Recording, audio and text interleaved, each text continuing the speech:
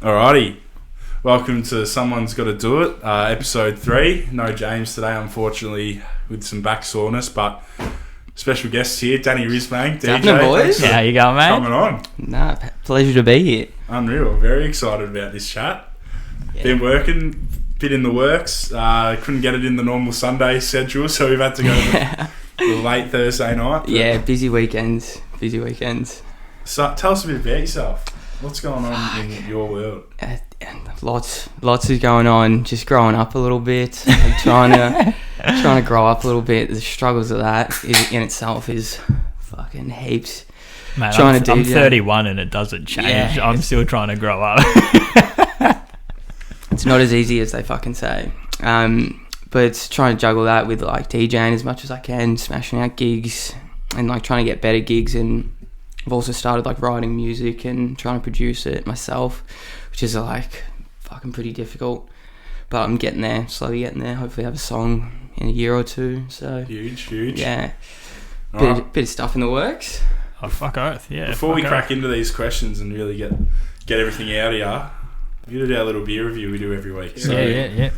What are we on today, boys? So, good Tinnies. I believe the brand name's Tinnies. I just got it because it's got a metallic purple can, and I think the colour's fucking pretty wicked. It's a pale ale. Oh yeah, it is. It's different. I'll say it's different. It's a little bit. I don't know. I'm enjoying it, but like there's something off about it. I'm not sure what. Yeah, no, it's not quite right. Is it? No, I just don't know what it is. We're a beer award style winner. Probably it looks good, but just saying, Jakey boy, do you have a heater in the house? Because it looks like he's a bit cold at the moment. Like, no, I'm not even that cold. I just have the shakes. Like, you're right. So you're good. Yeah, all right, cool. I can get the heater on. I reckon I've got like early onset Parkinson's or something. Like, oh no, that's all right. I just saw you shaking. I was like, I don't want this guy to be fucking cold. Do we need the heater on? No. Trust me, it's just.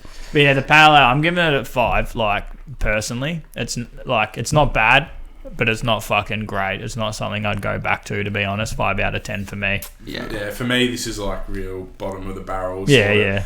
I tried something different, and it wasn't even cheap either. Like it wasn't a cheap beer.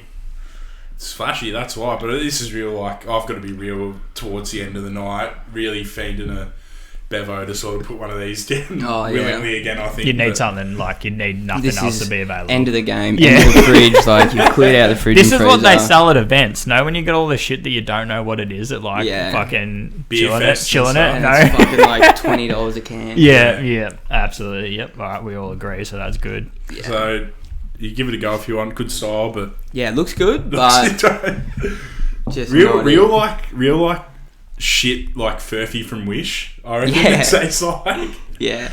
The fucking can's mint though. It kind of reminds me of like Melbourne Storm, like if they had their own beer. Yeah, the colours are fucking sick. That's why I got it. I was like, surely good colours. We actually should start like saving a can of everything we try and like make it. Absolutely, yeah. That's fucking smart as. Like a good idea. Yeah. All right, we're done. Definitely do that. Yeah.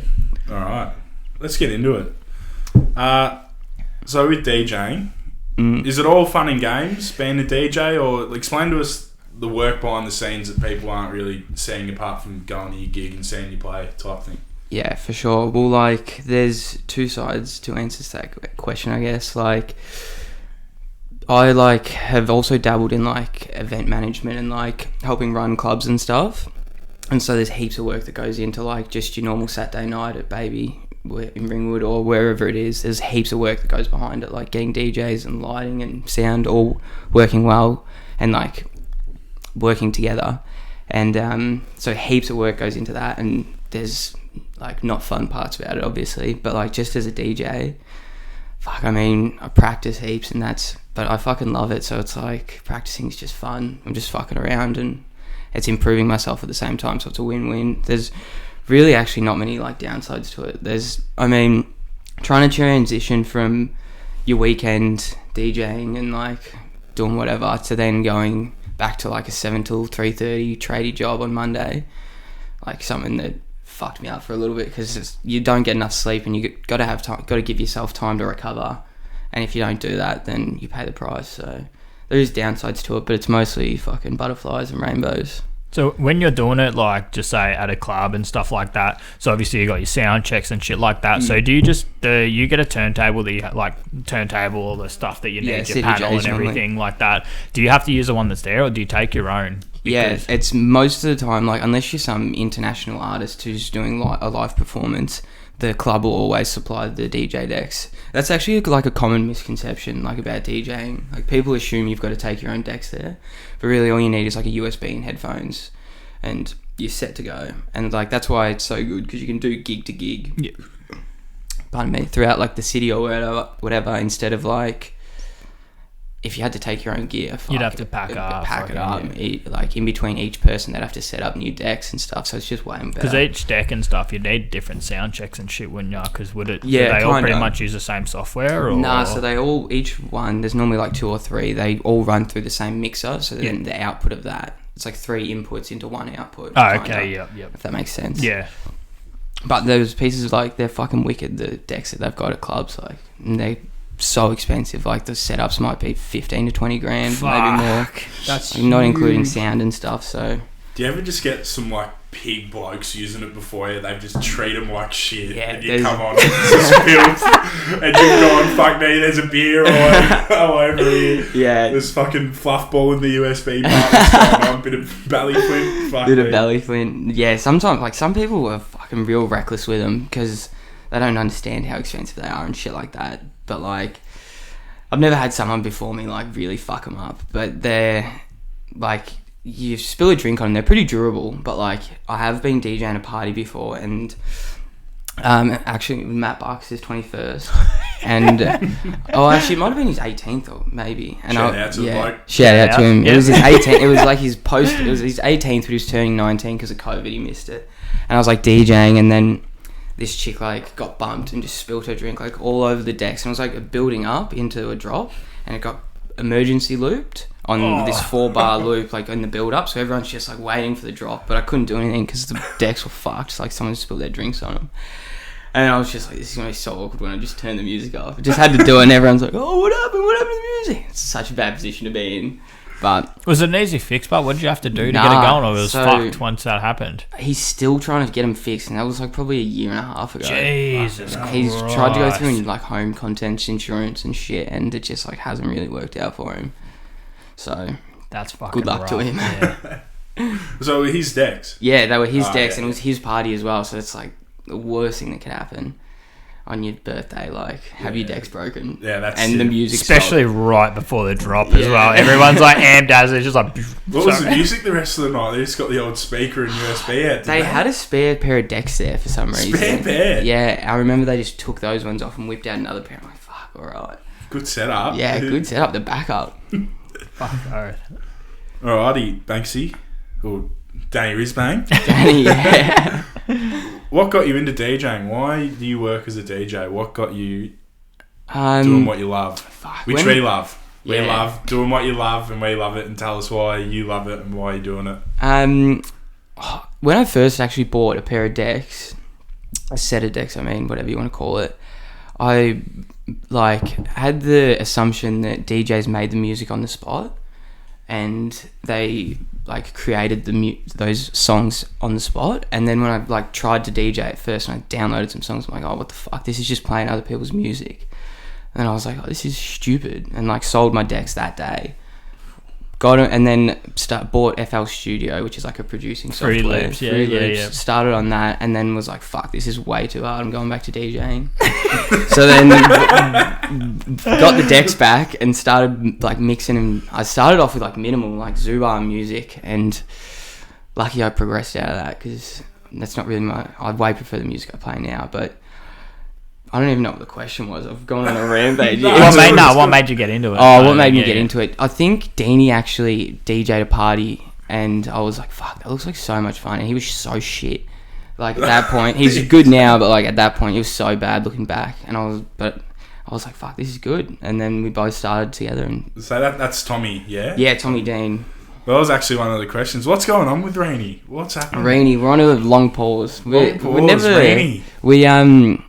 He's got like a girlfriend, not necessarily a girlfriend, but he's living his life, still working, and it's hard to do the amount of gigs that I'm doing. And like I said, it's impossible to transition each weekend back into being a carpenter Monday morning. It's impossible to do with the amount that I'm doing.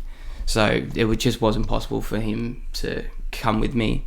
But in saying that, like, we still do play together, and it's always mint when we do. And in the future, when the stars align, like, I reckon Rennie will be back. Randy's this is For confirmed. sure. This is exclusive on the podcast. Exclusive. Randy will be back. You heard it Randy's first. coming back. You heard it here first. This is bigger than the 1D reunion. This is huge.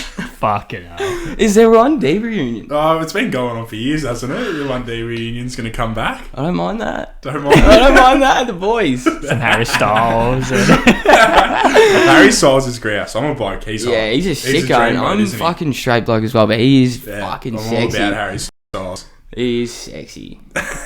Good on him as well. Doesn't fucking imagine going out there in like a dress and the shit he wears, like. And he just rocks it. And he doesn't still looks good. I He don't just get does it. He just does it. Like, yeah, fucking good on him. Good on him. mate, I chuck on a dress and I look like the local junkie at that killer or something. Have people calling the cops like, Yeah. What's No, this guy doing? And I'm fucking actually working or Yeah, but something. that's not that strange down in Bos where you're from. So Yeah, that's Oh, true. yeah, That is bro, fucking nah. true, bro. Yeah. Nah, fucking hell. what do you got for us, Marky boy? No, who's like, was there someone or like something, obviously your love for it, but was there a DJ or something that you just listen to their music and you're just like, fuck, this is why I need to do this. Don't I say Will love this Sparks. shit. Don't say Will Just Sparks. say Timmy Trumpet. nah. Most Fisher, like most classic answer. That's nah. huge. Fisher, No, Fisher's that's huge. I love Fisher. No, I He's take a that unit. back. I was kidding. He's a sick cunt though. I love him. But when I was getting into DJing, he had like that one song. It was "I'm Losing It," and it was like I'm losing it, dude. and it was just getting rinsed like way too hard. So you couldn't really play any of his songs because they just like everyone was playing them. So and you don't want to be the same as everyone else. So, but like I used to go to Revolver on a Sunday quite often. What Like was your knockoff time? What was your knockoff time? oh. I've done some big dirty sessions in there.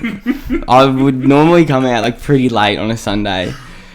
Just like absolutely just like so tired and ready to go home and crawl into a big ball like after a big session. But watching like Boogs and Brian Fantana and Spacey Space, they play there every Sunday morning, and in my opinion they're like three of the best DJs. Boogs goes off. Oh, yeah. Boogs is like he's like a freak in nature, like, and Brian's like learned from him, and Spacey just in himself is. So it's like three really good DJs. The way I see it, it's like it's free DJ lessons. Like I used to go there by myself, like not really with anyone. I made a few friends like there, but A few locals. But I just go by myself and just like watch them and like watch what they're doing, how they're mixing and shit. And I learned like a lot off that. So could like they're definitely my inspirations and like part of the reason why I started.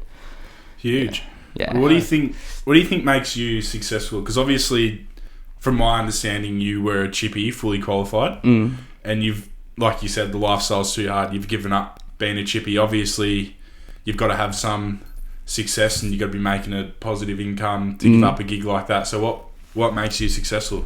I think like I've kind of slowed down now, but when I was DJing the most I have been, I was doing like 5 or 6 gigs a weekend, and like for a couple, maybe some of them were for a couple of hours, and that was like that's enough money in itself to keep you going. And like, so what was it? Why do I think I'm successful? Yeah. Well, what about you? Is like why? What do you do that makes you so successful, better than other DJs in your position? Without it sounding disrespectful, you know, so many people jump on SoundCloud, chuck a few fucking songs, and they're like, yeah, listen to my shit, I'm a DJ. But Handy. to actually make it out there is a big thing. So Yeah, handy. I had really good support from like James Slazik, like Slaz, and a few other people. Like the people who run Baby and Ringwood have been like really good to me, and like pushed me and my name a fair bit to like get me to the stage to be able to get all these gigs. And also, pardon me, like just I worked like real fucking hard as well. Like I would like to think I'm a good DJ and a bit better than everyone else, but like I've worked really hard and practiced. Like I've used to practice pretty much every day. Now it's only maybe like 3 or 4 times a week, but like I put in the hours, and I think that hopefully shows, and that's why maybe. And also the connections. Like as much as I say that, it's a shallow industry DJing, and you just got to know the right people and be in the right spots at the right times. which when you're out all weekend, fucking mean a lot of spots at a lot of times. So what you have to do as well is send us some links and shit so people can jump on your stuff and have a look. So do you still do private stuff? Or are you more in the bigger functions now? Yeah, I'm pretty like straight away from DJing parties and stuff, just because you got to take your own decks and stuff. But like for any club gigs or anything, Danny Rhizbang's the Insta, and I'll send you a link. Send us a link so everyone can check it out, and we'll get some people going down and check, because I know we've got some fiends that love to go out and listen to some good bangers all the and links stuff. will be on our Insta. So we'll chuck some links on, so we'll get you fucking get some people down there and say hello. Let's go. That'd be wicked, yeah. Fucking oath. Mint. What's the most rewarding part about being a DJ? This is like I have been trying to figure this out, and like I've figured out a good answer, and I've given it to a few people. It's like the way I see it is like, and if you can picture yourself like at a club and you're just like with your mates, and whatever you're doing, but like you're having a good time, and if the DJ's playing the right music and he's playing like proper bangers and he's playing songs you haven't even heard before, you're like, fuck, this guy's so good.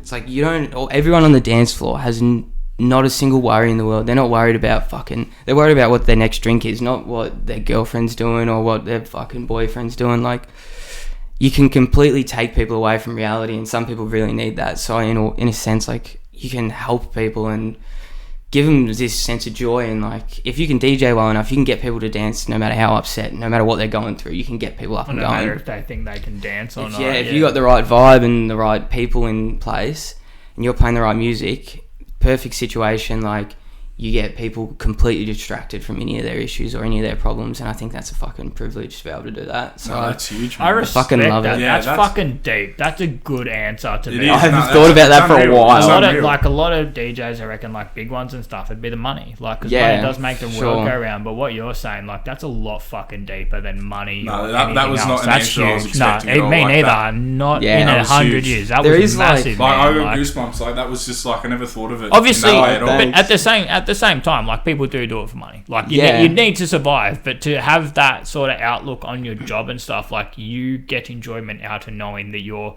even if it's for half an hour, even if it's for a couple of hours, that you're taking away someone else's, not even pain, but stresses. They're just there to have a good time. Their good time is based around your music. That's fucking huge. Yeah, that is massive, bro. No, yeah. it is seriously unreal. Well done. Fucking oath. Because there is like a lot of shit that people do. And, like, don't get me wrong, I just do enjoy the perks of DJing. Like, there is good money, like, and, you know, it's a social status. Like, as soon as you tell someone you're a DJ, you almost get instant respect. Yeah, thanks. Have you got another one for yourself? I'm all good. Are you sure? I'm still going. People, like, there's a social status about being a DJ, so people instantly respect you, and it's pretty shallow in saying that, but it's the truth. And, like, obviously I enjoy that perk, but it's like some people are in it for that, whereas, like, it's just like a bonus, I reckon. Which it does work, because what you're saying, like, I know myself personally, you break up with someone on a certain day or something, like, just say a Thursday or Friday. A Thursday, say, you're like, I can't wait for the fucking weekend, I'm gonna roll myself. Not that I tell people that that's what they should do, but if, like, I've had times where I've gone to nightclubs, and you get into the moment of the DJ and stuff, and nothing else matters, because you're just having a good time, everything's fucking sick, and it takes your mind away. So for you to throw that answer out there, man, that's a big respect. Like, you haven't just taken the typical answer and stuff. Like, that's huge. That's a fucking good answer. Yeah, very good answer, man. It's a fucking privilege. I'm so happy with it. So, unreal answer, obviously. Unreal. So, we're going to go on. So, you were saying earlier, you're doing a bit of event promoting with Baby as well. So that's obviously, is that another paid sort of role that you're going for? Because you've had to quit fully qualified carpentry, which I imagine the money's there. So you obviously got to love DJing, but is promoting something that you're also passionate about, or is it something that you're doing to just keep yourself off the ground? Oh fuck! Just dropped my phone. So the promoting side of things is I'm actually slowly pulling myself away from it externally. I've run Cave Sessions, which is an event organisation company, which I run with 4 or 5, maybe 5 of my other friends. Which is perfect. We were about to ask you about. Oh, perfect. Well, so. Yeah, so we run, and I'm trying to pull myself away from external promoting and really set myself and just give everything to Cave Sessions, because I really do believe it could be something big and we could be onto something. And so the money is good in promoting, and especially if you do it well, and it's easy money. Like some clubs offer you like $5 per person who you get in there, and if you're like a popular person who can get other people to bring people in for you, you can make pretty easy money off just like getting people to a club, and especially when you start to get a name for yourself. But with saying that, how do they know what people are coming in for you? It's names at the doors and stuff, isn't it? So it's so is that like the whole guest list shit? Yeah.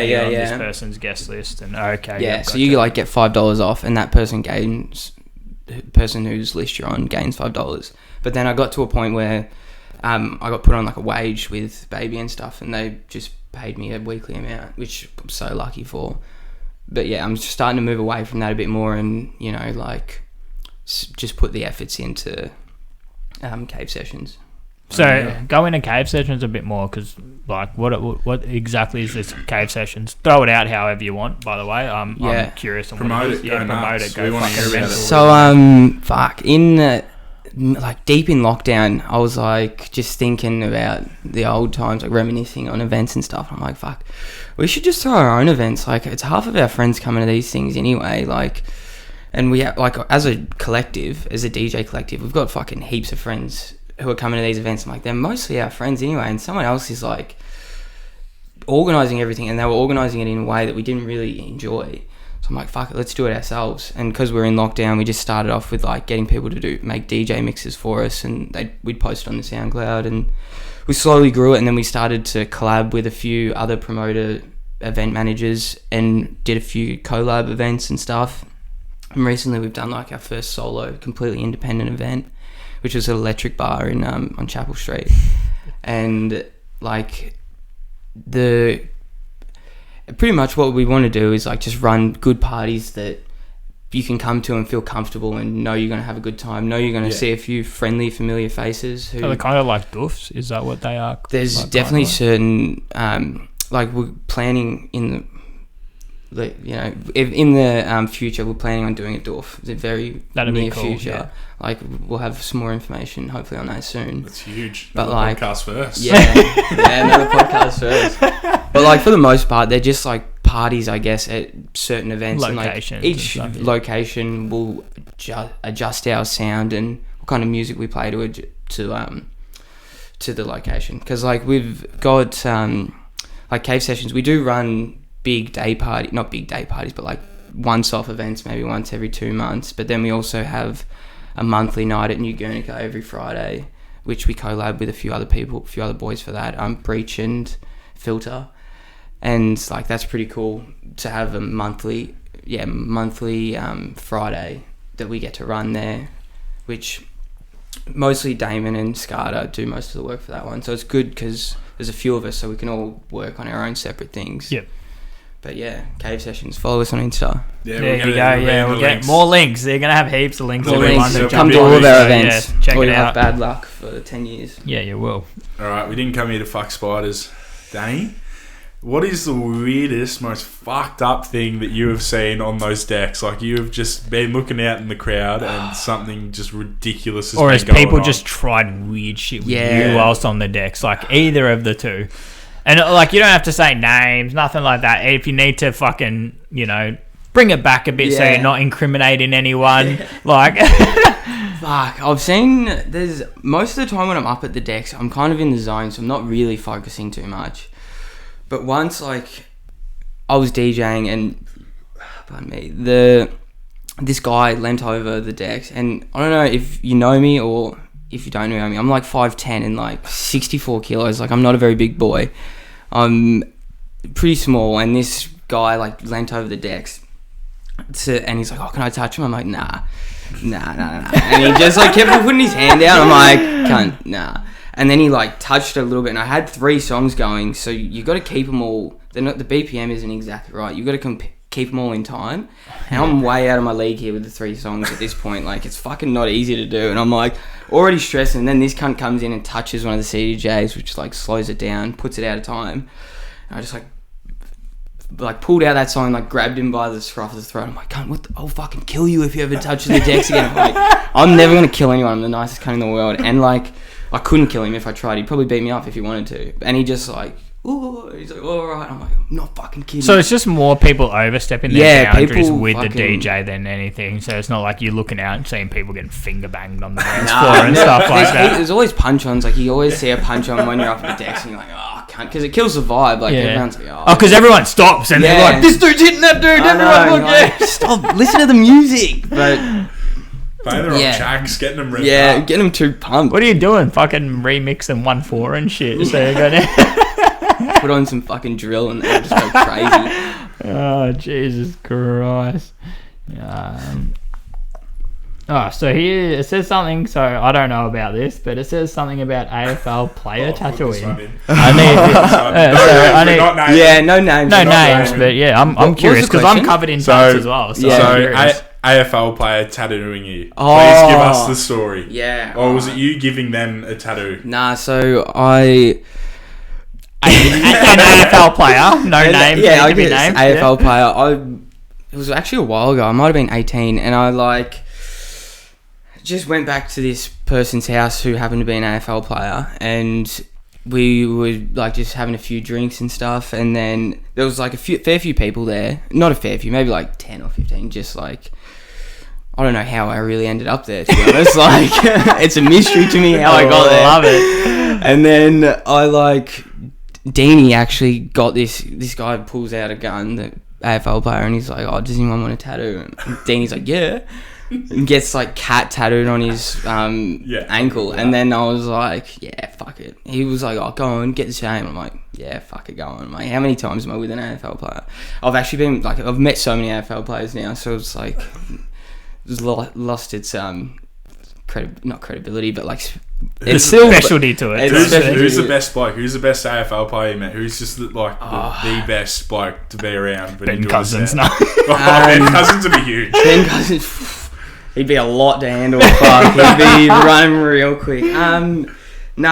One bloke who I've met out is I forget his name. It's the thing is I don't fucking really watch AFL or anything these days, bro. So I think that's why I get along with a few of them so well, because you're not the fanboy thing. So you're like, oh my god, I watched you kick 6 goals. Yeah, if I met a DJ, I'd fucking wet my pants and be like, oh my god, I love you so much. But when I see a football player, half the time I don't even know that they're a football player. And then we just get to chatting like normal people, and then I find out later, and they fucking, I'm like, oh, true. They froth it because you just treated them like a normal person. And I don't reckon they get that too often, especially in Melbourne.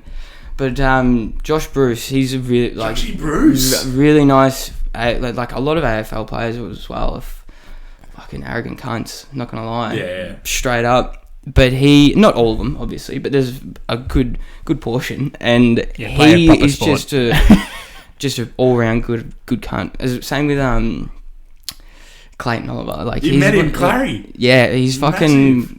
Not on the session, just met him out. Clary on the sesh. Yeah, I've just met him and he was one of the best blokes in the world, and was asking me questions about DJing and stuff, and it was fucking so cool. And then when I didn't even know it was him, and then I checked my Insta and he was followed me, and I'm like, fuck, this cunt's so Clayton Oliver follows you on Insta. Yeah, he does. That's huge. He does. And Brownlow medalist this year. He's coming up. That's what everyone's saying as well. He's winning the Brownie. He's going to win the Brownlow. Good luck. I'm the complete opposite of you, though. I'm big AFL nuffy. Yeah. I reckon I've been out on the sesh. No state to be seen in public. I should be in a cave somewhere. And I think I've run into Steve-O that many times. And I've just pestered the fuck out of him. Bailey Fritsch, I've met a few times, pestered the absolute fuck out of him. I've got photos. I'm going to have to post them on the Insta after this. I get a flick with him every time, but I'm in no state to meet him, and I'll just pester the fuck out of him, try to talk footy. And you can tell they just got mad at him in my off-season. Oh, they get over it. They do. Yeah, for sure. Because I wrapped a bloody machine for the ice hockey when America versed fucking Canada over here, and we got tickets and stuff for free because I did that, and I was standing in line, and one of the fucking big loose AFL players was standing there, and everyone's like, oh, that's this person, and I'm like, who the fuck is it? And he literally came over and had a chat with me because I had no fucking idea who it was, because it would get old. Imagine that, everywhere you walk, it's just oh, bro, I saw you kick 6 goals during the week. Or like it would suck. It fucking would suck. Oh, the best one. I got to share it. I was just singing of it one night. out with the boys at the Swan in the city. Great venue, actually. Don't mind the Swan. End of year thing, and I don't know what the fuck he was doing out, because the bloke was playing in a prelim in like a week and a half, and he's off his dial, and I'm going to name him because he's not watching the podcast, so I don't give a fuck. But Charlie Cameron was there, and he's just off his nuts. See, I don't even know who that is. Yeah, I don't know who it is either, bro. The AFL player, the people who don't like it are outnumbering the people who like it. I know, it's huge. Charlie Cameron, who does he play for? Brisbane. Small forward, freak. Well, Charlie Cameron, I don't know you, mate, but if you want to come party, let us know. Yeah. You want to come on the podcast? Yeah. Or if you want to see a good DJ, go check out his shit in the links. But yeah, he's off his nut. I don't know what he's doing. He's playing a prelim in like a week and a half. And to be fair, they got pumped. They were playing Richmond, so it's because he was off his nut. Yeah, but and someone from the footy club, I can't remember, so I don't want to name anyone, but he's leaving. And the bloke from our footy club's massive Tigers supporter, Tigers Nuffy, and he's gone. Dylan Grimes, who was going to play on him on the weekend, he's gone. Yeah. He's gone. Charlie, you can't. Dylan Grimes is going to fucking keep you to no goals or something. And Charlie's getting pulled out by his mates, and he's gone. Fuck you, cunt! Like and he's losing his shit, and he's getting dragged out, and he's got because all my mates just gone. Dylan Grimes is just going to fucking put you on a leash, mate. Oh, and he's just losing his shit. And I love that. Charlie did nothing, and he did nothing. They got pumped by Brizzy. It was the first week of finals, actually. Sorry, not the prelim, but not that matters. But yeah, and he just got absolutely torn to shreds. So, but I like that he was revving as well. He's ready to go. Because if his mates didn't hold him back, that would have made the news. Yeah, but it was like if he smacked one of your mates or something. He was out. That's why you'd have to be so careful being. And I'd hate that. Oh yeah. That's a good thing about becoming like a bigger DJ. Like, if in future, like. If I get bigger, no one gives a fuck if you have party and if you have a good time. Look at Avicii and shit like that, bro. They obviously could do what he wanted and stuff like that, but fuck yeah, once you hit that stage, like you're in the party scene, so they expect you to party. Yeah. Whereas a football player, you're like a role model kind of thing. You need to have sort of an etiquette to what you're doing. Whereas as a DJ, they're like, these guys get loose. We want them to party. Yeah. They need to be able to party. Handy. I suppose like AFL players like. Being role models for a lot younger humans than what I am if I was or DJs, but like like an AFL player, you got people as young as 5 or 6, I don't know, watching you and like idolizing you and thinking, oh, like I want to be like him. Whereas everyone that like is like watching you and showing up for you is 18 plus. 18. Like you're an adult, you know what you need to do. It's not on you anymore. Whereas an AFL football player, you know, he's seen doing something stupid, driving his car or something. There's kids that are looking up to him, and it's like, man, you haven't set a good example. Yeah. No, that makes sense. We've gone well off track here. No, fuck it. That's what we want to do. It's more natural, mate. That's what we want it to be. We're giving you another hard hitter, and if you want to name, like, we expect you to name drop here. Alright. Where's your favourite place to play, and where is somewhere that you will just never ever go back and play a set ever again? Fuck, I'm going to make it interesting. Take out baby. You work there. You play every week. No baby. Favourite place you're never going to go back. By the way, if no one knows where baby is, it's Ringers. Go to Ringwood. Check out baby. He's always there. Yep, eastern suburbs. Fuck, that's a hard one. My favourite place to play. I've played at Revolver once, and it was pretty unlucky circumstances because COVID. Pretty much all my friends had COVID, and like a lot of the population had COVID, so there was barely anyone there. But it was still like I've always idolized that place and had it like that was my dream, like to play at Revs. So like to play there, that's probably my favourite place. But I've only ever played there. Isn't Revs always like fucking being in the movie 28 Days Later? No. It's like I went to Revs once and everyone was like absolute fucking munted, bro. I've heard rumours. You've got to tell me these rumours. I've never been and I never will go. Sorry, but I've heard that a lot of sleeping goes on the couches, and if you're buying drinks, they do not give a fuck what you're doing in there unless it's Mills. Whereabouts is this? Revs. If you're buying, I don't understand the question. Like, like, are you allowed to do anything you want in Nah. that club? The bouncers will fuck you up if you're If you're caught. spending money, you can do whatever you want in that club. Fuck, I'm not too sure because I've never spent too much money over the bar there, but they definitely are pretty strict on like GHB and gamma. You can't be you can't be absolutely mangled there, but then fucking tripping over the people. security's and shit. actually, unless you're like a regular who goes there and they know your face, they don't have much tolerance for like people getting too fucked up. Like they actually, I reckon that's a false like idea that like what's it called, like rumor about the place, because the security's actually so strict. Like if there's two people in a cubicle or something, they'll kick you out straight away. But there's also the stairs and shit at Revolver, the famous stairs. They're super like you're famous. too fucked up, you can't fall down those stairs because you're gonna hurt yourself or hurt someone else. Yeah, it actually baffles me how more people don't. Yeah. Like how have I never fallen down? Like It'd be the worst if you're coming out in the morning or something as well. yeah. By the sounds of it, we're gonna have to do a podcast live from Revs. We're gonna have to Set up in the corner. People will love that. Get Bakesy to just play a set in the interim. No, in the background, he's the DJ. And dude, imagine the fucking people we'd get coming up, the gremlins that Yeah. we'd get coming up wanting to get on screen time. Right, It would be we just bring up huge. randoms from the crowd, come in for a quick chat. Oh, That's actually a genius idea to go to a club and set one of these up. absolutely. We might have to. That We could might be have to. massive. Like maybe not Revolver because I don't know how much the security to get around it, but like if you went to like a random club, So set maybe this you up, can hook us up a baby. Maybe I can. Right, you got to tell us. So yeah, we've been dodging it, Banksy. What's the Yeah. place you're never going to play again? Oh fuck! I don't actually have any places where I've gone there and I'm like, I'm never playing there again. But one place where I will never play is Zubar, and Zooey.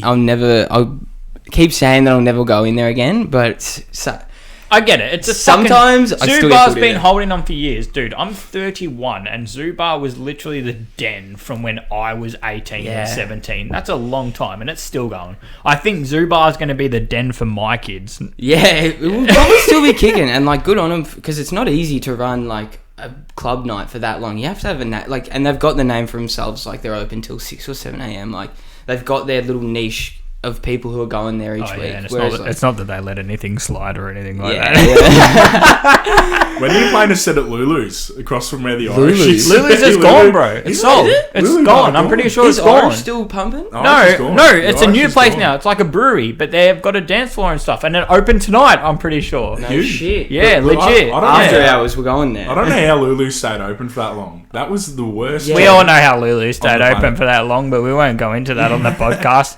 Did you come out that night that I spent heaps of money at Lulu's? Buying the shisha and... Nah. You would have been the only bloke spending money there. So. Yeah, I would have been, yeah. Unless it was like a public holiday and Irish was just too Nah, it was probably That's only... when they No, got- it was probably only me. I thought my friends were there with me, but it was just me. just triple balls.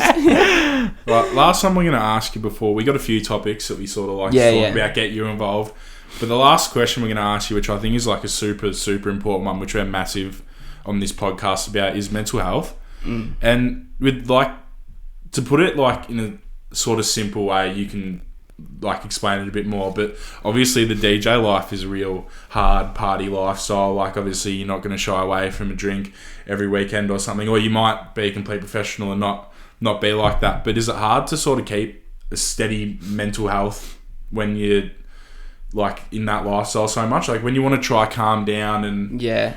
Because I know when I have a big session, like it takes me a couple of days and my mental health is shocking for a few days afterwards. But when you've got to like do it Friday, you're back on it Saturday, doing it Sunday, like, and sometimes what's uni nights, Monday night or Tuesday nights, and you're going again. Even if you're not involved in it, you're still around it, kind of. Yeah. So it's just how do you keep on top of your mental health and like how hard is it? And So like, I used to fucking go out when I first started DJing. Like we just come out of COVID. I was DJing like Friday, and I'd normally go home after that, and then Saturday, and I'd like DJ all Saturday night, and then go to Revs, and then DJ Sunday night, and then go straight to work Monday morning, with very minimal sleep throughout the weekend. And I'd go to work. I'd sometimes be late and like rock up late and like spew into the bosses who I fucking worked for at the times. Like they were somewhat reasonable about it. But like I was doing that for so long, and everyone was like, "Oh, you're gonna burn out. You're gonna burn out. It'll get to you soon." I'm like, and I was just on top of the world, like doing it each weekend, like have beers still during the week. Because you had a passion for it. I was just so passionate. I was so blind to how much like damage I was doing to myself. Not necessarily damage, but like the slow degradation. I don't know if that's the right word, of my mental health, and you don't really realize when it's slow and progressive. And then I kind of like realized not that long ago, maybe like, I don't know, 6 months ago, I like came clear to me. I'm like, fuck, you know what? Everyone was right. I'm burning out. It's happening. And then so I've since then, lucky I've got like such good support and people around me. And like I wouldn't say I've been through like shit, but there's been some tougher times definitely. And I think it's because of the lack of sleep and the amount of partying on the weekends and stuff. And so now like this is my passion. I don't want to do it all the time and as a full-time job. So I'm trying to find more sustainable ways of doing it, and I've been like driving to more gigs and stuff. But obviously it's like you're up there, you're DJing, like people want you to be loose and be into it, because when you vibe and you're having a good time, everyone else vibes and energy is like it bounces off and it just goes crazy. So it's something that I'm adjusting to at the moment still, like 6 months later, is doing a sober gig and trying to have that same energy and trying to replicate that. It's not as easy, but getting there. And like it definitely does have it's so hard to adjust, like I said, from DJing to even when I had was DJ all weekend, then I would quit working, just sleep like Monday, Tuesday, and just like get myself back to what I felt was right. But it's like still you can't like make up for sleep if you miss a night of sleep. And that's the worst part about DJing, I guess, is like the punters who might go out every month, or they're going out for their sister's birthday and they don't go out all that often, but it adds up each week. It's not the same people going out each weekend, really, in most circumstances. Yeah. But you are expected to go out each weekend, and you can fall into the trap of partying each weekend. And when you think about it, it's like that's not very healthy, no matter who's doing it. So I hope everyone's careful out there, DJs. No, seriously, I knew. No, yeah, nice. Answering all these questions in a way that, no offense to you, I was sort of expecting a different sort of approach to it, but you're really nailing everything. Because if it was, what was it, Frenchie? But no, like it's seriously like, obviously I don't have a big Fishard, sorry. It was yeah, Fishard, yeah. I don't have like a big sense in how the whole DJing world goes behind the scenes sort of, and this is like for me even has really sort of opened my eyes, and hearing your approach and everything is really like, it's amazing to me to hear. Like it's just a really unreal approach that. But like, he's got to be super proud of yourself. He's got a care factor. You've got a care factor as well. You're not just like, I'm a DJ, I do what I got to do, and then I go home. Like you do have a care factor, and you've got a passion for it. Like the passion that you have for it is the same as Jake said. I never would have expected it. You do it because it helps people. Like you said, as I said, I've been through breakups, and I'm like, I'm gonna fucking ride myself off this weekend, bro. And then you do get to the club, and a certain song comes on, and you're just like, oh my god, you get all your mates around, you're just like, this is sick. And even if it's for 10 minutes, even if it's for half an hour, you forget everything, and everything's good again. And that's what you do it for, and that's fucking huge. That 100%. Is absolutely huge. Yeah, that's the best part about it, for sure. You can fucking make people escape and go into like, and like some of the really, really good DJs can like take you on a like fucking roller coaster. Like, and I'm still learning how to do that, because that's something you can't be taught, or you can't learn off a video or listening to a million mixes. It's just like experience and years in it. So hopefully, but you hit that high, and then like a certain song makes you think about life, and you're like, am I in the right place? But then it comes straight back up, and you're just like, I do need to improve, but like I'm trying. Absolutely. No, that's fucking good. I got to hit you with one more, because I missed one, and I actually am really interested in this one. So you're going to have your own taste in music and the music that you like making, but how do you stay on top of like all the new music trends and making music that you still love? Do you love every song that you remix and play in the clubs, or are you just doing it, staying on top of the trends, playing what the people want, or is it about like what what you love, and do you just love Or is it a every mix between trends and you just what love everything that you play? I think it's definitely trying to find the line in between all of that, because you want to keep your own sound and what you want to play. And I never play a song that I didn't enjoy. Like all the songs that I've got, I think I've got maybe like 1,500 songs, and all of them I fucking love, and like they're all different genres and shit, but I'm passionate about each song. It's like I like each song, so I'm never playing any songs that I don't like to impress a crowd. But sometimes you've got to do things to play to a certain crowd to suit the vibe and shit. But I would like to think that it is all about like trying to find the fine line between like the trends and giving people what they want, but also giving people what they don't know they want, and like showing them new stuff. Yeah. Which I'm trying at the moment to like lean towards just doing my own things and trying to hopefully the crowd comes to me, you know. But yeah, I think question wise, Unreal, that's all we got.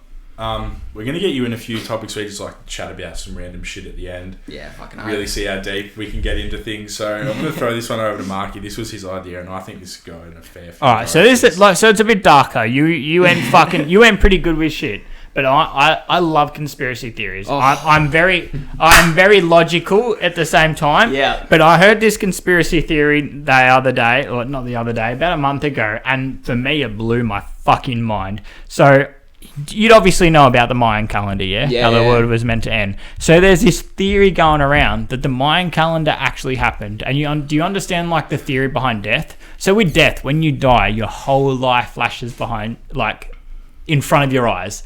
But because you're dying, that time that you're dying goes a whole different like length of time. Yeah. For someone, it's like 7 minutes when you die, but for when you're dying, it's a lifetime. Yeah. So there's this theory going around that when the Mayan calendar ended, that we actually all died.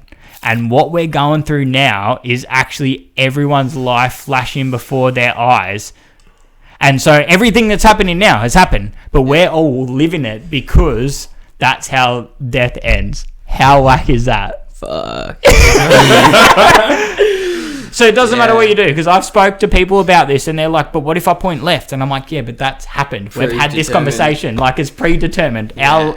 This is now flashing before our eyes before it's the end. So when we die, like say I was to die when I leave now, which touch wood that doesn't it won't. No. But like, so then would I just be done, or am I repeating this 18 or 21 years?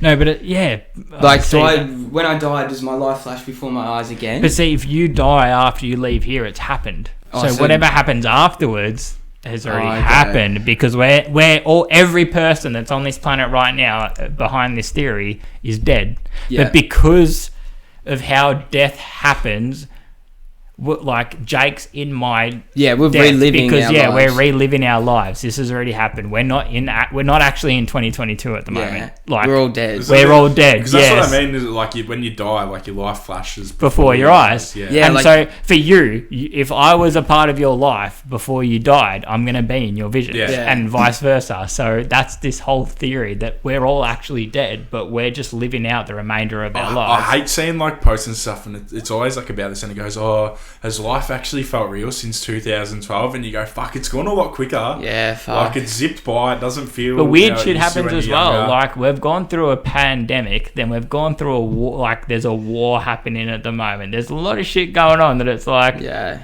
And like I said, I love conspiracy theories, but I'm a realist as well. Yeah, I love this sort of shit. I'm fucking all for that theory. But it blows your mind. Because technically, if you think about it now, you're dead. But it's cool. And it's like there's theories like back that up. Like, you know, the drug DMT. Like, I'm pretty sure that gets released before you die. Like, that gets released into your brain. So that is like a fucking. I almost back it, but like in saying that, it's like you don't want people to like freak out, panic. But technically everything anyone does from now anyway has been done, and you're just living, and that's what makes this theory so whack, because no matter what you do, if you're like, all right, now I'm going to jump to the left. Oh, you haven't changed anything. It was always going to happen. Yeah, there is like an idea that everything's already predetermined. Like whether you think I make the decision to move my hand and then left hand. But it was always going to happen. Really, that was already going to happen. So like, I guess that ties into that a little bit. That is so whack. It is whack to think about. Like you think, I'm going to think that I'm going right, but I'm going left. But it was already predetermined. You're already going to go left because that is so by cool. someone. That is so cool to think about. Yeah, it's. I love that kind of stuff. I love it. I get around it so much. That DMT shit, I've watched all these videos. I love Mike Tyson talking about it. Reckons it changed him. Dude, have you seen the thing of Mike Tyson smashing all the mushies? With 5 grams a day, and he was like 11 or something. That's fucking not good for you. No wonder he talks like that. But I don't know, man. Mushies are a different experience. They think like it's DMT seriously changes your life. You do it once and you come out. I know people that have spoken of different life forms that have done DMT and shit. We don't condone. No, we don't at all. But drugs, we're just talking about. We're adults at the end of the day. I doubt kids are gonna watch this, but if kids do watch this, don't do anything involved with drinking or anything like that until you're an adult and you know what you're doing. 100%. But as adults do stuff that it's not technically or like by the government legally right, but it does happen. And that's this conversation that we're going into. So we're not saying do it. We're not saying anything like that. We're not encouraging it. But this is just personal experiences. I'm older as well, so I've done stupid shit, and I'll admit that. Like it's like mushes. I'm one of those people that had a whack-ass experience that was seeing demons. I saw demons and UFOs and all kinds of shit. Craziest. And now I think about it, I'm like, oh, that was different. But while I was in it, that was fucking terrifying. Yeah. I hit it way too hard. Yeah, it's scary shit. Like when you find yourself completely lost from reality. Oh yeah. It's like sometimes you might not want to be in reality, but then if you find yourself in a spot like that, or sometimes worse, reality, you think good. like, fuck, get me back, get me back to that 9-to-5 job. Like anything other than this, like that's how intense. You would have had to have seen some real whack customers going through a whole different experience out in the clubs. Yeah. You definitely bump into a few cookers. Like you just look out and someone doesn't have any whites on their eyes anymore. 100%. Like, although I would never smoke DMT, but like if I was hypothetically, if I ever was to have, here's how I'd assume it would like go. I was hypothetically at a place. Hypothetically, I need to be with these allegedly, and had tried it and like spoke to different life forms and like not aliens, maybe more like advanced humans, and like there's theories that go back like dating that like this DMT is like what built consciousness, like your process to be able to be like, yeah, this beer sucked, like, but it looked cool can, like that whole process was all developed like through DMT and that kind of thing. So it's a pretty spiritual thing if you want to look at it deeper. But that's how I've never heard someone say that it's like a bad thing. I've only heard good things about it, that like it literally brings out like the best version of you. Definitely changes your life, like hypothetically, but like the things that you see, and it's so much, but they help you, these random fucking cunts, whatever, like hallucinations, they help you through it all, like, and they just make everything like connect. It's cooked. I think I'd be too scared in a way that, like, I've heard that you can have a bad go at it, and I think that would just fuck me up way too much. There's definitely the scenarios where it's gone bad, and like you've got to be in the right mindset. It's same with any like hallucinogenic or psychedelic drug. If you ever to try one, you got to be in the right mindset beforehand, because your mind is what creates all these ideas, and if your mind's not right or on the right path, you can take yourself down a bad rabbit hole, which is not something you want to do.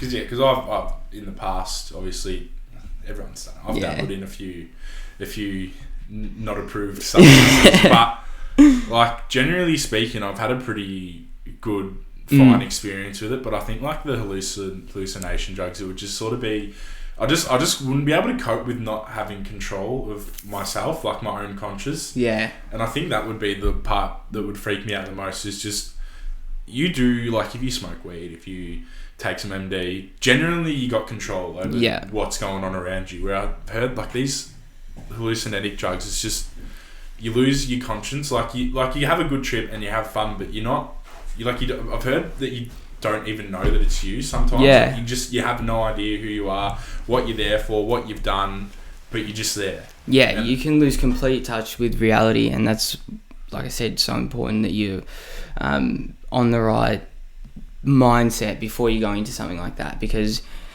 most other drugs, hypothetically, you can control yourself and alter where you go, but these, you got to almost let go to enjoy it and be able to sit back and be like, I trust where my mind's going to go and I'll let it run free. And then, like, don't try and hold back and fight it, because you'll freak out. Like, so you got to be in the right where you can just be like, all right, I'll let the brain do whatever it wants, and that's when it's a good experience. Where if it can go pretty south pretty quickly if you're not in that mindset. Hypothetically speaking, allegedly. Yeah. As we've read.